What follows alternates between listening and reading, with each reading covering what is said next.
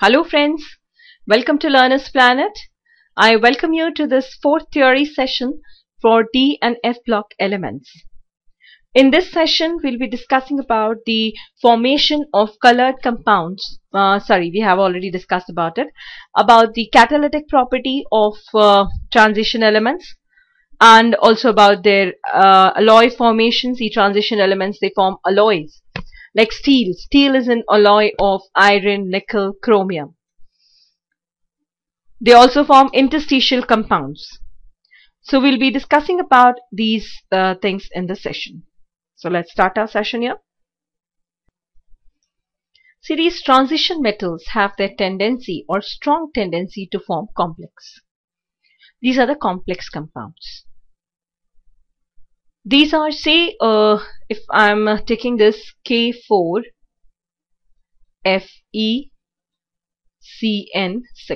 I just wanted to tell you that what is the difference between a normal compound, that is the double salt, and the complex compound. Say alum. Alum is a double salt. K2SO4 AlSO4 AlSO4, that is aluminium sulfate, Al2SO4 whole thrice. And there is water also, 24H2O. Okay, there's K2SO4 potassium sulfate. It's a dot over here, Al2SO4 whole thrice, and 24H2O. This is a complex compound. This is a double salt. Complex means, say, when this compound, that is potassium ferrocyanide or hexacyanoferrate 3, it is dissolved in, it will be potassium hexacyanoferrate 3.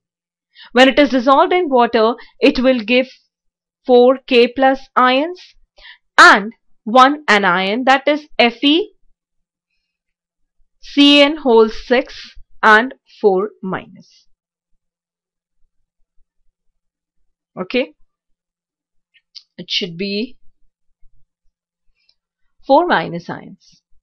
Whereas when a double salt is dissolved in water, see this alum, if it is dissolved in water, it will give potassium ions, the aluminium ions, sulfate ion, and of course the hydrogen and the hydroxyl ion. In this case, say there is ionic bond between them, and here, see within this complex, there is a coordinate bond between iron and 6CN compounds, 6CN molecules. This is a coordinate bond. And the CN is called as a ligand. Coordinate bond is what? It is a dative bond, right? Now these electrons, the lone pair of electrons which are present on the nitrogen, they are donated to the iron. So Cn is the donor and iron is the acceptor. Right? In this way, say, while the formation of this while the formation of this complex, what happens? The complex is, it is hexacyanoferrate. In this case, the oxidation, ferrate 2. Okay. In this case, the oxidation state of iron comes to be 2, plus 2. Right? So what is the configuration of iron? It is 3d6 4s2. Fe2 plus configuration would be 3d6 only. That is, there are 6 electrons in the d orbital and 4s is vacant. The 1, 2, 3, 4, 5 and 6. In the presence of cyanide ion, I have told you, see, it has got lone pair of electrons and it is a ligand. In the presence of this ion, there is splitting of the d orbitals into 2. Right? These are 5d orbitals, and in the presence of these ions, that is cyanide ion, they split into 2. Cyanide is a strong field ligand. Now this is 1 and 2. There's 1, 2, 3. Now what happens? First of all, the pairing will take place. As it is a strong field ligand, the difference between the energy of these two levels is more. So what happens? The pairing of electron first takes place. Now we have got 4, this is 5, and this also gets paired, 6. Now students, how many orbitals are available? Vacant orbitals? 2 d orbitals. Then I can say 2 3d orbitals, 1 4s orbital, it comes out to be 3, and 4 p orbitals also. Right? So these orbitals are utilized by the cyanide ions to form complex. These cyanide ions, now if I am writing the orbital for this, for iron it is 1 2 3 4, 1 2 3 4 5 6, 1 2. This is the 4s and 4p. So it is this is vacant. So cyanide, it will donate its lone pair of electron here.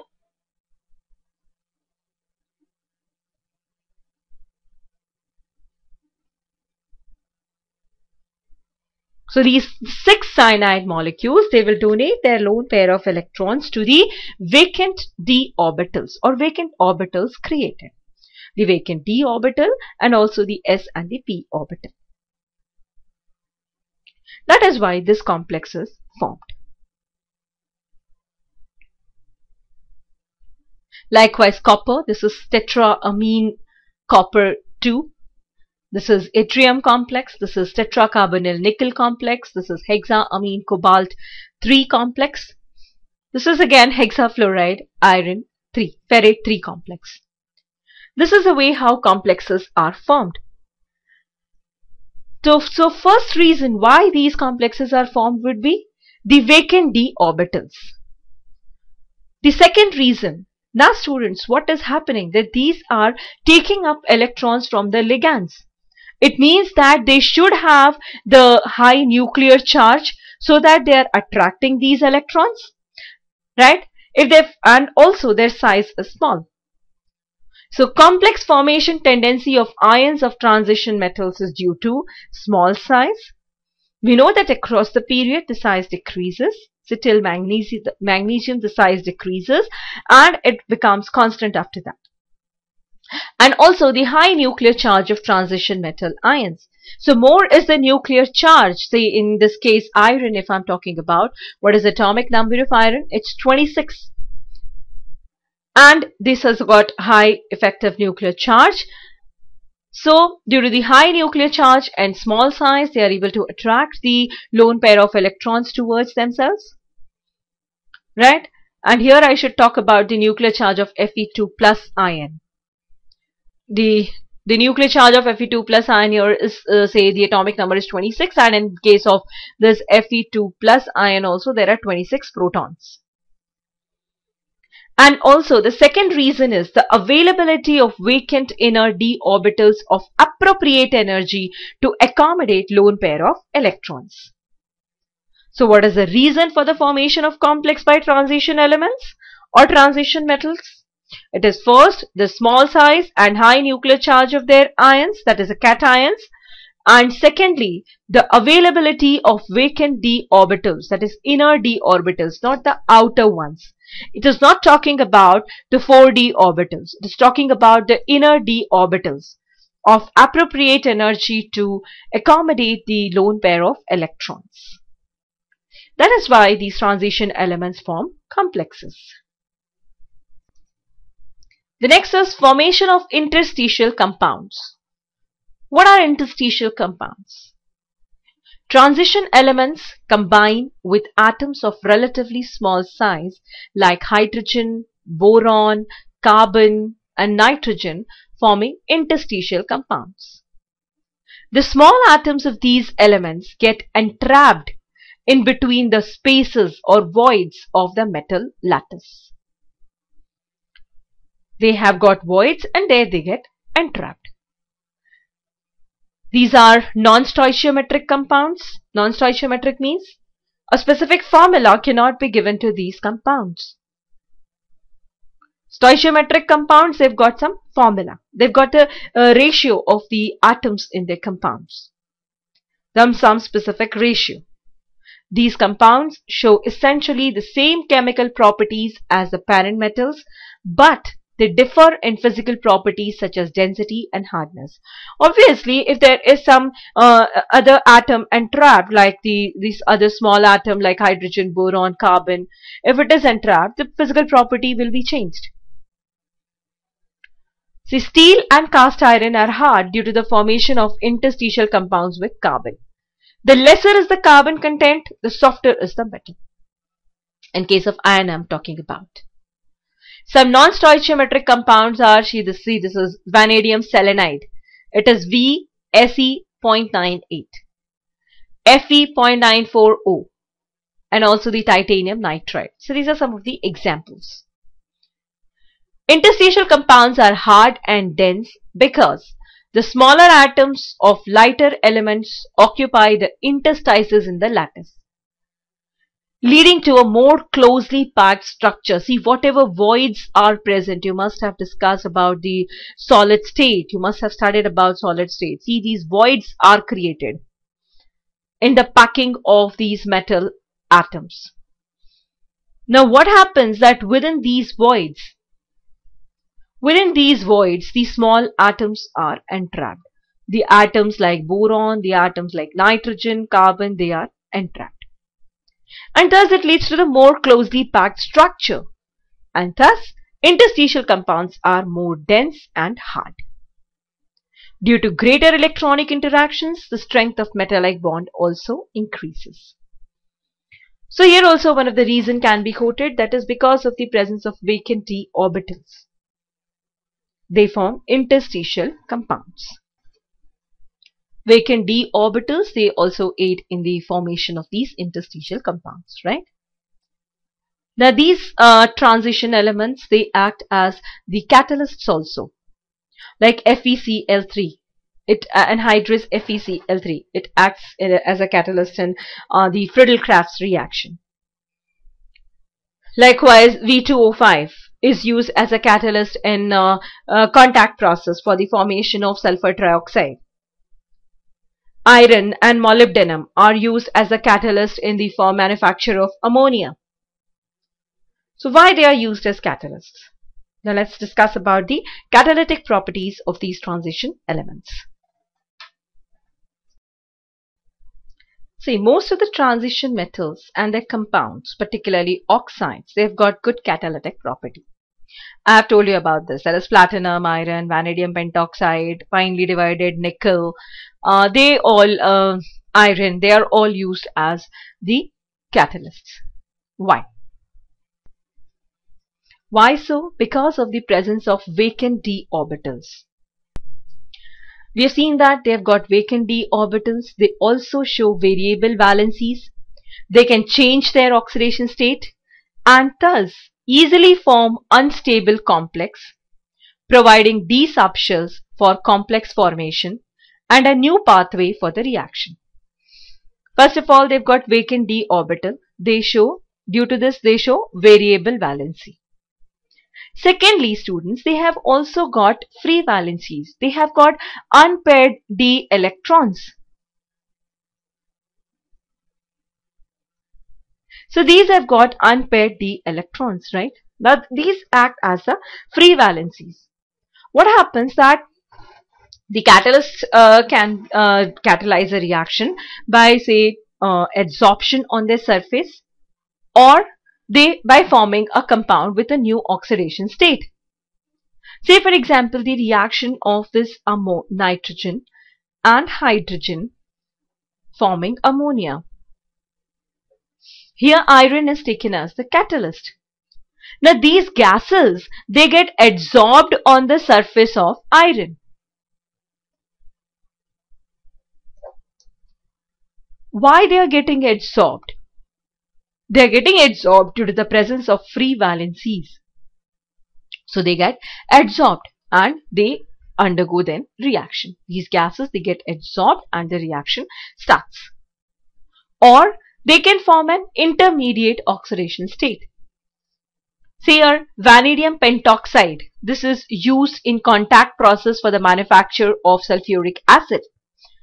Its intermediate state, it can also form a compound vanadium tetroxide.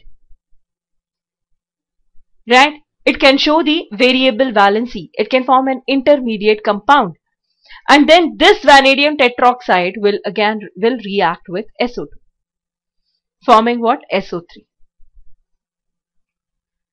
So these compounds, they form they show variable valencies. They can change into different oxidation states.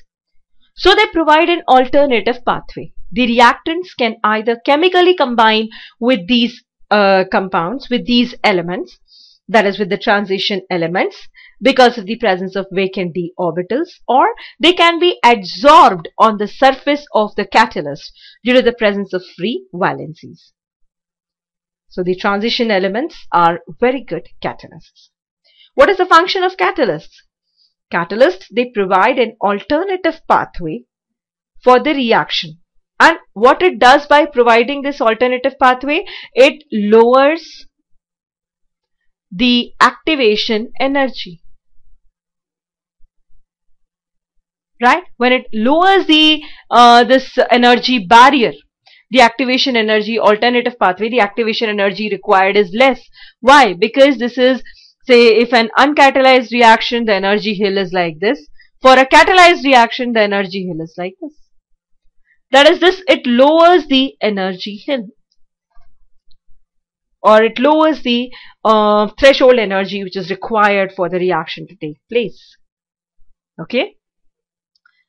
So this is one of the property of transition metals. These transition metals, they also form alloys. We have seen that the transition metals have got constant size. They almost constant size. The size of these transition metals after manganese is almost constant. Say from scandium till manganese, it reduces till chromium. Till chromium it reduces, and after that it remains almost constant till copper. That is, your manganese, iron, nickel, they are all of the same size. Cobalt, zinc, there is a slight increase in size. So as they have got similar atomic size, they can mutually substitute each other in crystal lattice.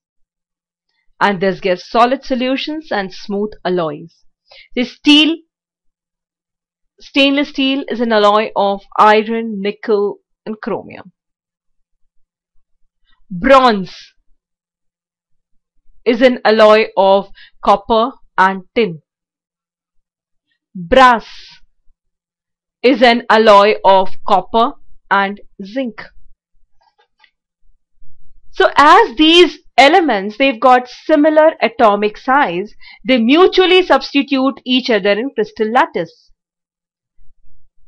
This gives solid solution and smooth alloys. The alloys, their properties are changed. The alloys formed are hard and possess high melting point as compared to the host metal. So alloys are hard and they possess high melting points as compared to the host metal. Iron alloys with chromium, vanadium, molybdenum, tungsten and manganese are used for the manufacture of varieties of steel and stainless steel. So these are the properties of transition elements. Let's see their chemical reactivity. The D block elements have lesser tendency to react. That is, these are less reactive as compared to S block elements. Obviously, as compared to S block elements, they are less reactive because their ionization energy is high. And we know that the ionization energy decreases from left to right across the period. Their heat of hydration is less. Why? Because the size of ion is more. And also their high heats of sublimation. Why they've got high heats of sublimation? Because of the metallic bond between them, metallic bond between their atoms, and also due to the presence of due to the presence of unpaired electrons in the d orbitals, they have got covalency. Right? They show covalence also. So in between the atoms of these elements, there is metallic bond as well as the covalence. That is why they have got high heat of sublimation. They have got low heat of hydration because of the more size of their ion, due to the increase in their shielding effect, and they have got high ionization energy. Right? Let's see a few compounds of 3D series of transition elements. Oxides. What type of oxides they form? These metals, they form a variety of oxides. Why?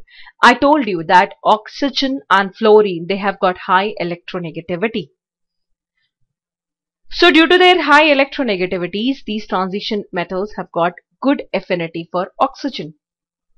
But obviously their reactivity will be less than S block elements. General formula of their oxides are this.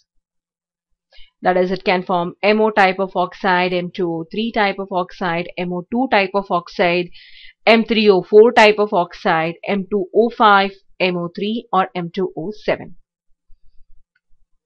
These oxides can be acidic, basic or amphoteric.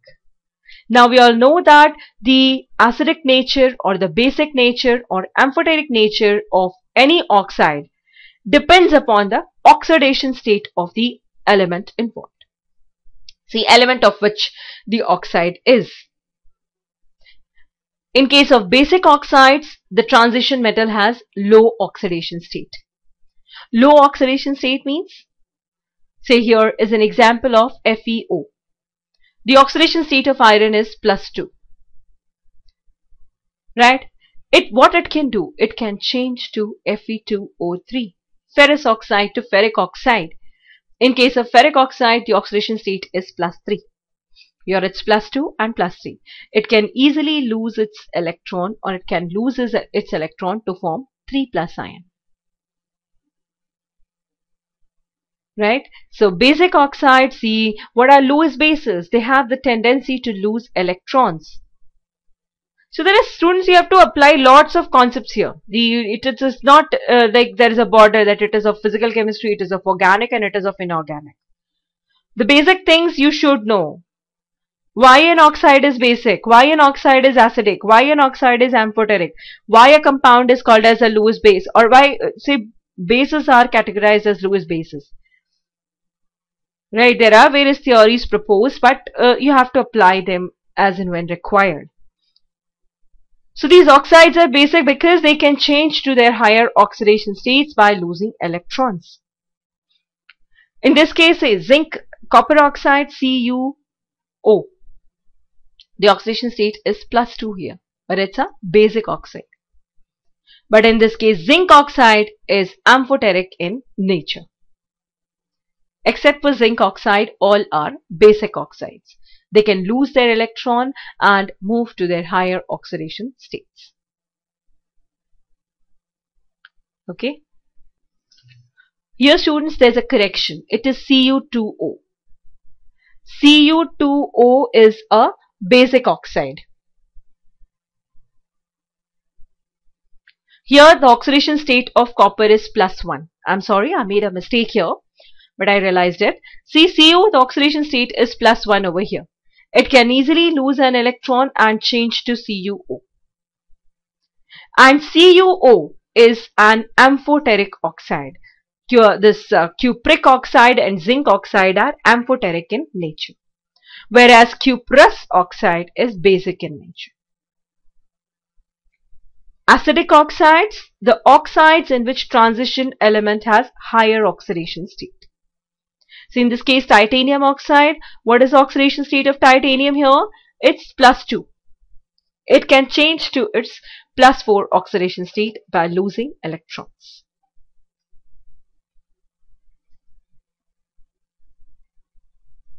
See, these are acidic oxides, Mn2O7. The oxidation state of manganese over here is +7.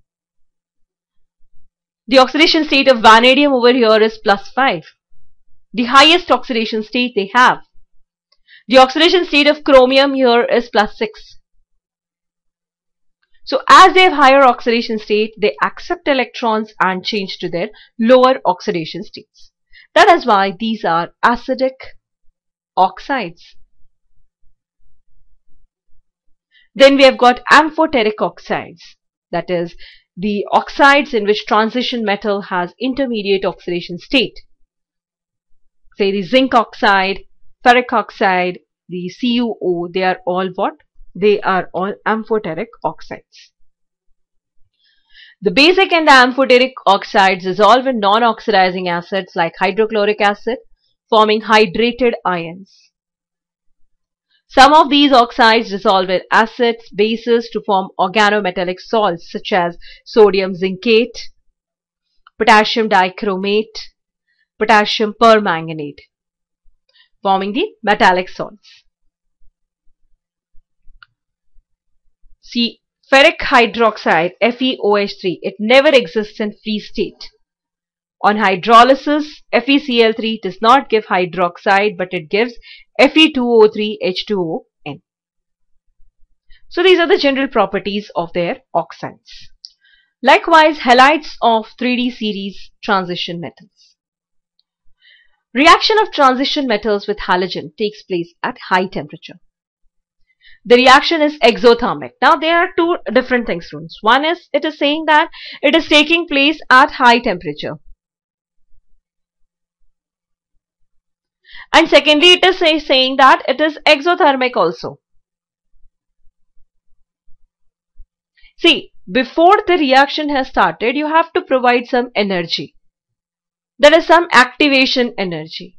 You need to provide certain energy so that the molecules, they combine and they form the compound. So the reaction, it starts at high temperature because of the high activation energy.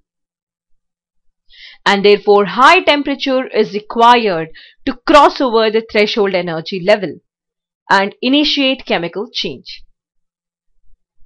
But once the reaction has started, the heat is released, and so it becomes exothermic.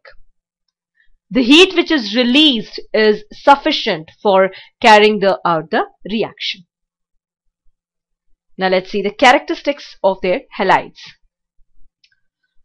See, the reactivity order of halogen for a given transition metal is, of course, fluorine is highly electronegative. It has got very high electronegativity.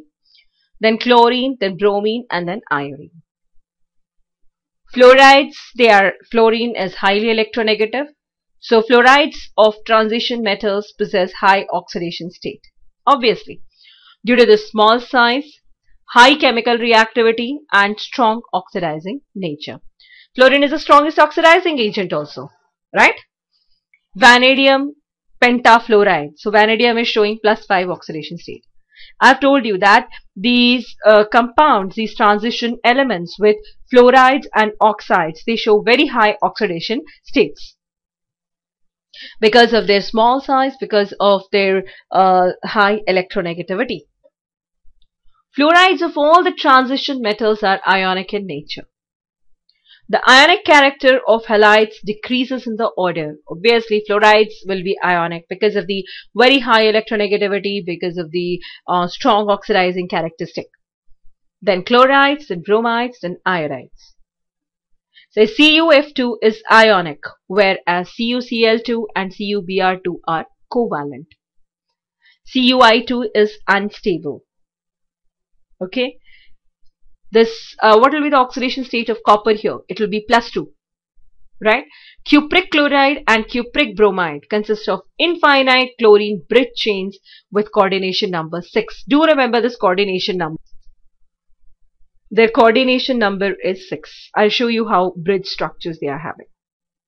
Bridge chains they are having. See, this is the structure of CuCl2. The bridge chains are there, right? And the coordination number of copper in cupric chloride CuCl2 is 6. 1, 2, 3, 4, 5 and 1 above 6. And they have got bridge chains. Transition metal halides in higher oxidation states are relatively unstable and undergo hydrolysis easily as soon as they are added in water. So in higher oxidation states, they are unstable. This you have to remember, that's it. There is no explanation for this, right? So this is all about the compounds. One more is left, that is sulfides. We'll be discussing about the sulfides of transition metals in our next session, and also about the compounds of chromium, that is potassium dichromate. Now I'll be concluding this session. I hope you have understood and I hope you have enjoyed the session. Thank you students for listening patiently, and just go through your text so that your concepts are through, so that you're easily solving the objective type questions and whatever questions are coming from this topic. This topic is very, very easy. It is not going to take much of your time. Thank you once again and do have a nice time ahead.